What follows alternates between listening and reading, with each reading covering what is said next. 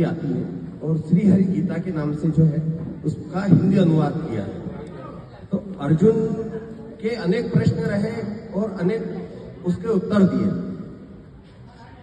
वेद वेदांत सभी उस पे विषय था और उसका कृष्ण भगवान ने उत्तर दिया। फिर आखिरी में जो है अर्जुन एक प्रश्न करते हैं कि इसका जो है सार रूप में आप मुझे समझाइए कि सार रूप में क्या है, कि क्या व्यक्ति करे, सहजता पूर्वक करे और उसका जो है कल्याण हो जाए।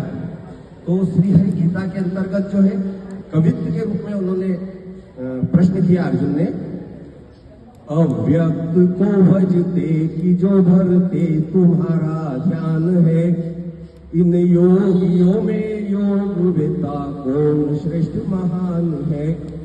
अर्जुन प्रश्न करते हैं कि अनेक तरह के प्रश्न हुए, पर हे प्रभु अब आप अपनी तरफ से कहिए कि आप किसको श्रेष्ठ मानते हैं। आप जैसे मैंने जो प्रश्न किया उसका उत्तर दिया आपने, पर अब जो है मेरा ये प्रश्न है कि आप किसको श्रेष्ठ मानते हो, सरल क्या है। तो कृष्ण भगवान जो है अपने मुखारविंद से कहते हैं, कहता उन्हें में श्रेष्ठ मुझ में चित्त जो धरते सदा, अव्यक्त हो श्रद्धा सहित मेरा भजन करते सदा। उस समय की परिस्थितियां और अभी भी होती वही परिस्थितियां, हम भी अभी महाभारत के बीच में ही हैं।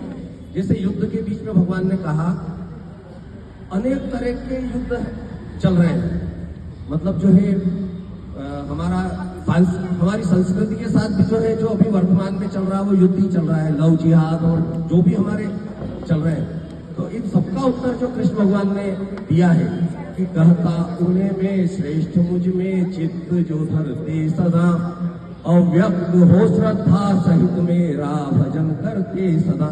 मतलब भगवान ने भजन को ही सभी समस्याओं का हल बताया। यही प्रश्न जो है, यही प्रश्न पार्वती जी ने शंकर जी से पूछा था, तो शंकर जी ने भी उसका यही उत्तर दिया, उमा कहां में अनुभव अपना, सत हरि भजन जगत सब सपना। सुंदरकांड के अंतर्गत हनुमान जी से भी इसी तरह का प्रश्न पूछा गया था।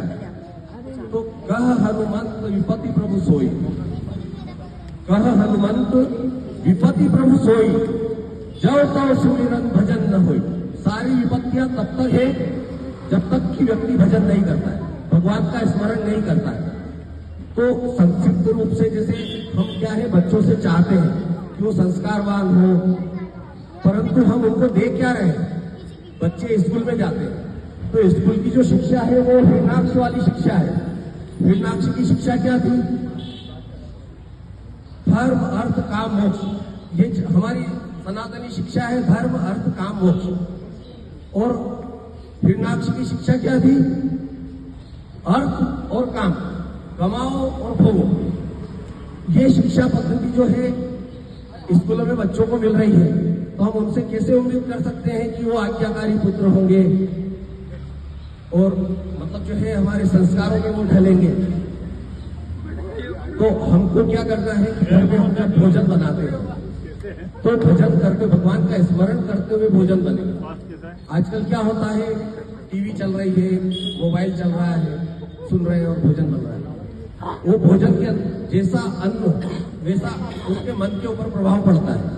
जब हम भोजन करते हैं उस वक्त भी जो है भगवान का स्मरण करते हुए भोजन किया जाए।